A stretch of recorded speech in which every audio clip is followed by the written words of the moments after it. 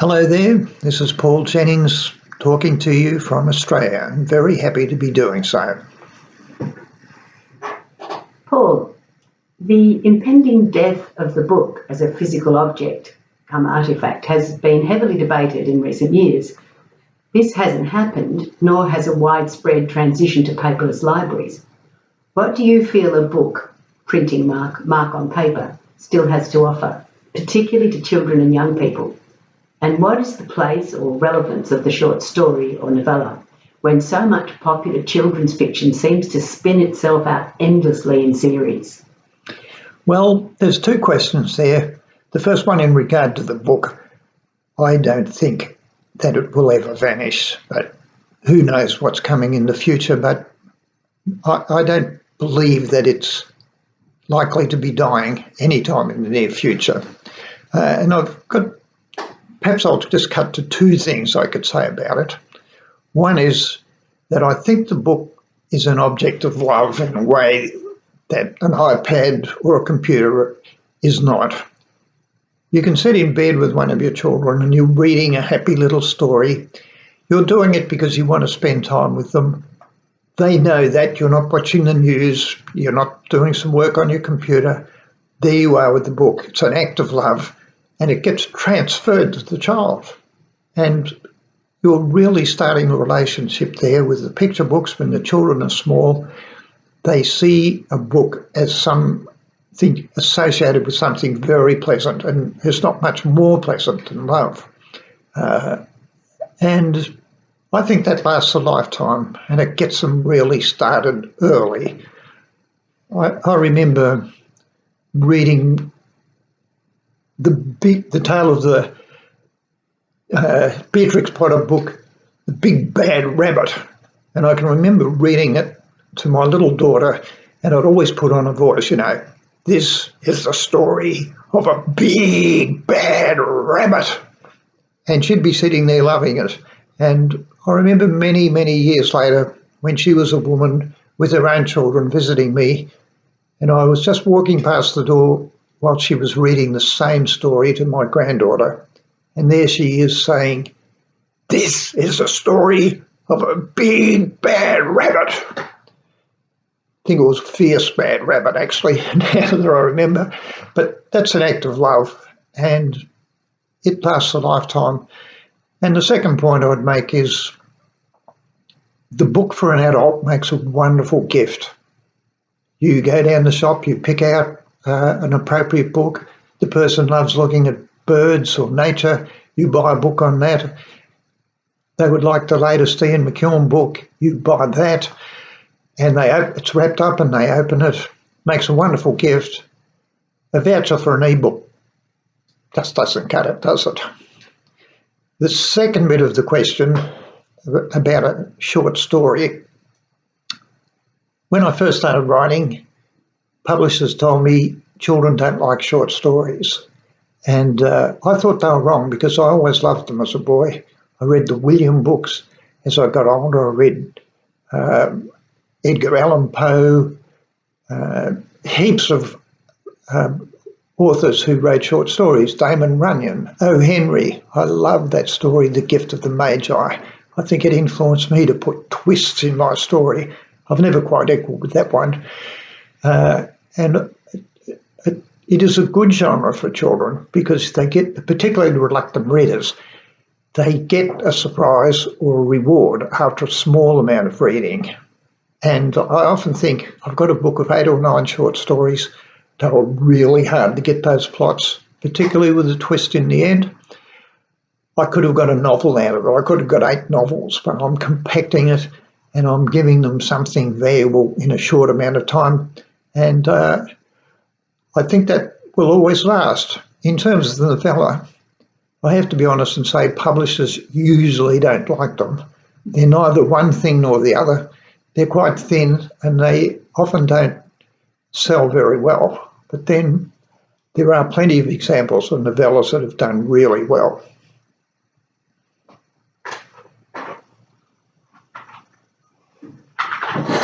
Could you elaborate more on your recent comment that discovery is much more interesting than instruction? How has this notion informed your own writing? Well, the first bit of the story, I think, would probably take all the rest of this session, and it's part of theory for training teachers to use discovery, and obviously I think it is very valuable. But how it works out in a story, and in particularly I think in my stories, is that the children have to work at the story to try and figure out what's going to happen.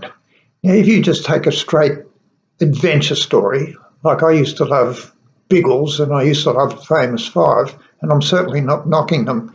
Anything that sells 500 million books is anybody who does that is obviously onto something. But my stories are not just adventure stories. They actually have a surprise. Something's going to happen in the end, and the readers know that. So that, for example, I might put a snail in a story. Now, if you're watching a movie and it suddenly cuts to a snail crawling across the floor, you get the feeling something's going to happen that's going to be brought in. Well, I'll do that in a story, but I'll try and throw the reader off by putting a legitimate reason for that snail being there, so that the reader or the viewer, if it was a movie, will think it's there for that reason and not know that it's there to help the twist in the end. So, for example, the child who sees the snail might be phobic about snails and get upset about it. That's my legitimate reason.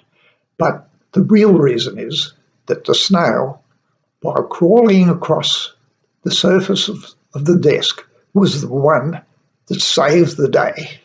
And the children get to know that my story is going to end in a surprise, and they're trying to figure it out. And my editor of nearly 40 years usually can work out what's going to happen, but even she sometimes says, "Paul, you tricked me." And I had that said to me in my most recent book, A Different Boy, by an editor who said, "I did not see that coming," and that's the best for me. In your 2018 interview with Jake Hope for Youth Libraries Review, you mentioned books which influenced you as a young reader and which you revisit periodically. The Snow Goose by Paul Gallico is one of them, which I read for the first time because of this interview. It gives the reader to fully fledged characters in simple, elegant prose. We don't require more than the 45 pages which develops the relationship between Fritha and Rayander. Is this something which you deliberately aspire to in your own writing, or does it come naturally? No, it is. I have few characters in most of my short stories because I'm really particularly interested in the reluctant readers, and if I don't need a character, I usually don't put them in. But that sort of beautiful relationship as the girl had with the old man in that story is indeed really touching. And in my last two books, A Different Dog and A Different Boy, I have picked on a particular relationship. In one case, a relationship with a dog, and the other case, two boys, both in a very precarious and dangerous and lonely situation, caring for each other. So I'm very aware of loneliness. And in the Snow Goose, both the old man and the girl, of course, they were both lonely characters too, as was the landscape. I reread many of your earlier stories to prepare for this interview. In quite a few, there's a twist to the tale or instances of transformation where appearances aren't quite what they seem. So some often have the feel of a fable or fairy tale. Are you conscious of this? In terms of your influences, have Grimm's tales or classical myths and legends informed your writing? Well, that's a really interesting question, particularly the last part of it. And the answer is yes. And I think one of the elements of fairy tales is that they touch on the unconscious, both the individual unconscious mind and the collective unconscious mind. So we all know the example of every culture has a Cinderella story, even cultures which have had no contact with each other. And that, as Jung would say, is evidence of the collective unconscious. And fairy tales, to me, come from the collective unconscious. They touch on our fears, our hopes in a very deep way that we share. And if you look at some of the things that happen in fairy tales, they can be quite frightening and quite horrible in some cases. And I don't think I've pulled back from the darker element of the human psyche in my stories, particularly the ones for older children and for teenagers. And I never really know what my stories are about until I finish them. I never set out to say, I will teach you this lesson. I just start with a tiny fragment and see where it leads me. And then afterwards I think, yes, like the book I've just finished, A Different Boy, that's about leaving home. That's about the pain, no matter how bad the place you came from was or is. Leaving home is an enormously costly and emotionally big thing to do. And I didn't really set out to do that in this book. I just called on my experience, one little experience I had as a migrant, age 6, coming to Australia. And then I saw it was about a very deep and profound issue for us all. And if you're talking about the collective unconscious, really something we're all struggling with now, is there are a lot of people at sea, there are a lot of people leaving home, and hopefully, like the boy in my story, we can throw a lifebuoy to them. As adults, we know goodness isn't necessarily its own reward, and that what goes around doesn't always come around. Often the bullies and bad guys don't pay.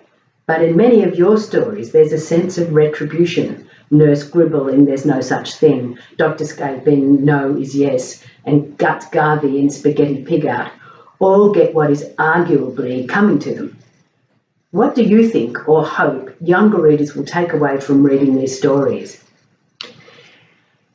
Well, firstly, thank you for reading so many of my stories, and that is certainly true. And it's a very interesting question because, yes, life is not like that on the surface. The bad guys often get the biggest piece of cake.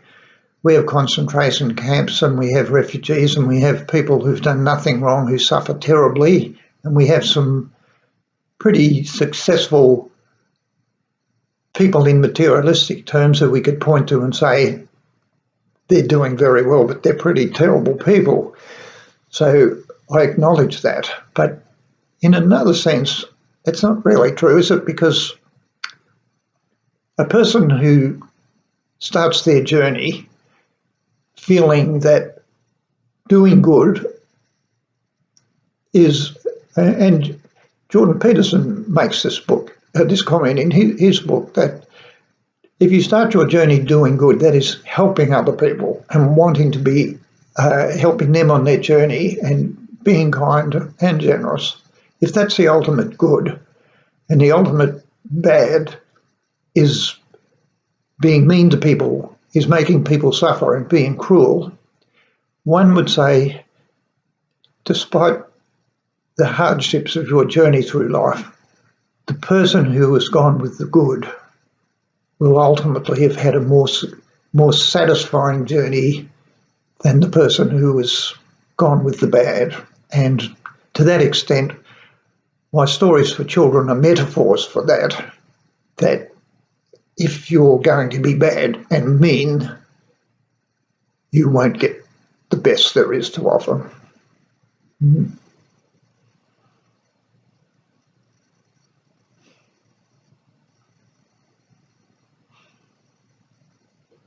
Read the notion of retribution. Your most chilling story to me is the Strapbox Flyer.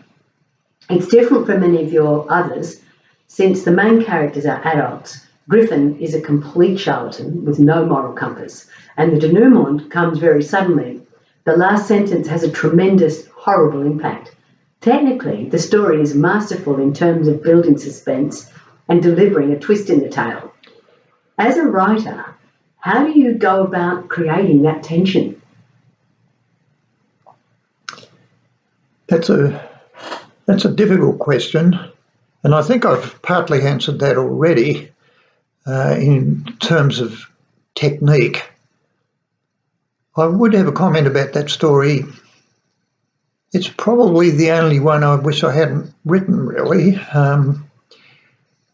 When I wrote that story, my publisher was making a collection for older readers of the stories that were a little bit more gutsy and a little bit more confronting, and it was to be published in an imprint for older children or teenagers.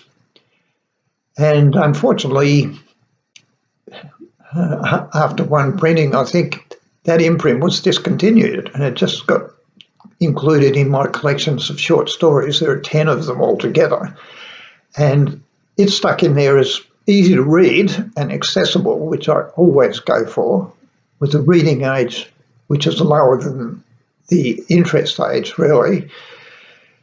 And in that story,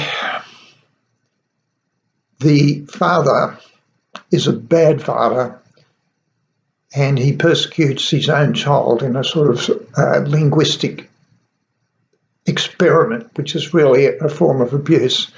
And I think for primary school age children, I don't like to present the parents as being unloving. I don't think that's something they can handle, and so from that point of view, I'm a bit regretful, although I do agree it was one of my best surprises. My favourite of your short stories is Nails. Again, it's one in which appearances aren't what they seem, but the relationship between Layman and his father is wonderfully drawn. Layman's bewilderment about his physical transformation, also his sense of isolation and confusion, are palpable. Can you tell us a bit about what inspired this story? Well, that's a really interesting one too, because I can remember that I was sitting down thinking, what will I write about? And I looked at my own hand and I thought, what could you write about a hand? And I turned it over and looked at my fingernails and I thought, what if your fingernails started to grow in rows, going down your hand and your arm and gradually onto your body, and so that this boy is thinking he's got some terrible disease because fingernails are growing over his whole skin. Then I thought, not nails, but scales. And I thought that's quite a powerful image, and I thought his father could have been a man and his mother was a mermaid, and now in his teenage years he's reverting. And I thought that's a really lovely story and a very interesting one. But interesting, when I visited the UK, I went to Ireland, and this is quite a long time ago now, and an elderly man, I can't remember his name now, but I know he was a guru in Ireland in the area of children's literature. And he came up to me afterwards and he said, I'd like to thank you for your fine retelling of our Selkie story. And I thought, what? So when I got home, I, of course, looked up the Selkie story, and there are strong similarities, although the plot is basically different. And I think that's a good example of something from the collective unconscious, which I've tapped into without really knowing it. So you've been a published writer for many years, and your short stories deal with a few of the themes developed in your recent novellas, A Different Dog and a Different Boy. Loneliness, isolation, bereavement, and the torment of being bullied are all touched upon in some way. In A Different Dog, Both the boy and Chase the dog have been abused and mistreated and are drawn to each other by common suffering. What did you hope young readers might gain from reading about the relationship which develops between them?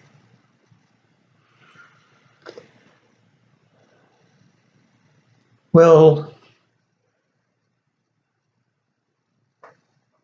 one draws on one's own experience as a child, and I think that loneliness is something that marked out my own childhood, of sitting there wondering what was going on. You know, when I came to Australia, age 6, the English migrants compared to other migrants from countries where they couldn't speak English were in quite a privileged position. If you were English or British, you were Australian immediately. You could vote, and or even only had to pay £10 to get here. And on the surface, you would think they had a pretty good deal, but in actual fact, it wasn't quite like that for a 6-year-old boy, or indeed for my mother. I remember the boys at school laughing, saying I talked funny. Well, I lost my English accent like that. And I remember my mother was quite upset about it. She said, "Oh, you sound so common." And when the first time I returned to the UK when I was aged about 45, no one would believe I was born in England. But that experience for both my parents and myself was quite a lonely one, and being different. And it's often shown in my stories. And I had a dog when I was young, and I really loved the dog. It was an old stray. My father brought it home, but I was very attached to it, but he didn't like it. Actually, he found it a pest. And it was quite, in some ways, a smart dog. When we were going to the beach, he'd open up the boot and the dog would jump in because it loved going to the beach. But when we were coming home and he tried to catch it so we could go home, it would not come. It raced off down, and he did not like it. And the dog disappeared one day, and in retrospect, I'm pretty sure I know what happened to it. And that feeling of loneliness but attachment to a pet is quite strong. And also in that story, the dog has an unusual degree, in fact, what you would call a pathological degree of obedience. And the boy sets out, without giving too much away, to stop the dog being so obedient. And I think there is a lesson there for us, that we don't have to do what everyone else says and be like everyone else, but ultimately we have to choose our own journey. You've also written very movingly and powerfully in A Different Dog about what it means to have no voice, both physically and emotionally. How much did your own experience as a speech therapist inform your writing of the novella? Yes, that's also interesting, because while I believe that your unconscious mind can produce wonderful things while you're writing a story, you do also call on things that have happened to you from the past.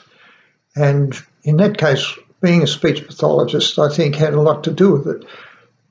I didn't actually name the disorder that the boy had, but not having a voice is a very soul-destroying thing. And I can remember once, when I was about 7 or 8 years old, my parents had an argument with raised voices. I only ever heard that once in my life. I never witnessed it again. But my father raced out of the house, slammed the door, and as he passed, I said, "What's the matter, Dad?" And he said, shut up, it's all your fault. And it's always stuck in my mind, that feeling of not being able to say certain things and not being able to voice your worries and concerns. And I find it interesting that I chose a career. One of the jobs I was involved in, besides being a teacher and a lecturer and a writer, was a speech pathologist who basically is trying to help children find their voice. And I might add, it's a very skilled job. I have great respect for speech therapists who struggle with, occasionally, with some very different problems that children have, because if a parent's got a child who can't communicate, they so desperately want them to be like all the other kids and to be able to talk in that way. And like many things that have happened to me, including in A Different Boy, he escaped from a terrible orphanage. I set that orphanage and juvenile justice centre in England because it suited the story, but actually it was one I taught in Australia when I was a very young man. And you call on what you know. It's sort of like John Mortimer with Rumbold. He knew about the justice system and he called on it, and he used what he had, and that's what I do. Names, naming, and the absence of names is a recurring motif in your short stories and two recent novellas. Many of your short story characters, for instance, have nicknames which are meant to demean and isolate. Why was it important for the boy in A Different Dog to have no name, and for Anton's point of origin and the new land in A Different Boy to be non-specific?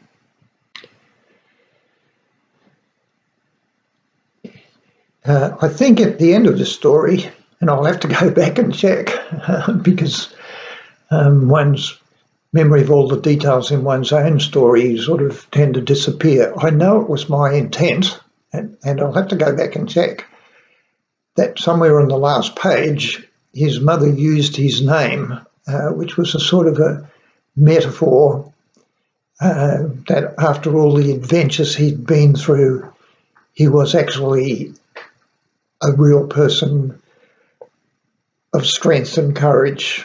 And the other reason I didn't give his name in the story, I always hope that the reader will relate very strongly to the main character. And one of the nicest letters I ever had from a child was a little boy, and all he wrote was, "Dear Paul Jennings, how come you know what it's like to be me?" And that's what any children's author would be aiming for and take as an enormous compliment, that every person, that boy or girl who reads that story is that child and is suffering with them and having joy with them and ultimately discovering a world of hope at the end of it. Visual literacy is very much at the forefront in classrooms these days. Jeff Kelly's illustrations enhance your novellas. But did you envision A Different Dog and A Different Boy as illustrated texts? How did this partnership come about? Yes, that's a really interesting question. In fact, they're all interesting questions. The illustrations depend on the age of the children and what you're trying to achieve. So in my books for 5-year-olds, like my grade school books, I want those illustrations to help the child know what the words are and help them guess, as it were. I'm a great believer in the whole language teaching of reading, and I think guessing is a good thing and should be encouraged when children are reading, and the picture is a clue as to what the words are.